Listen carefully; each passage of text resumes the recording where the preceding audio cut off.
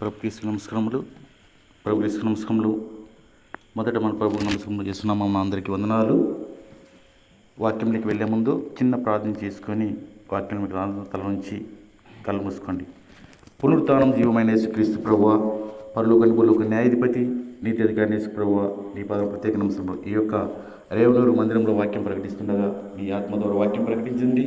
ఇక్కడ వింటున్న వారికి, మైకులు వింటున్న వారికి అందరికీ మారుమనసు రక్షణ కలగజేసి నీ రాజ్యంలో చేర్చుకొని ఉన్నామని, యేసు నామమున అడిగే వాటిని పొంది ఉన్నామని విశ్వసించి నా మీరు నామ తండ్రి.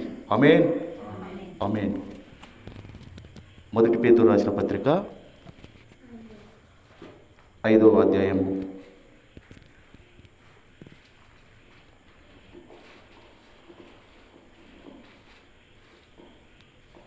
8 చదవండి. ఎవరైనా చదవచ్చు. 8 వచనం, పేజీ నంబర్.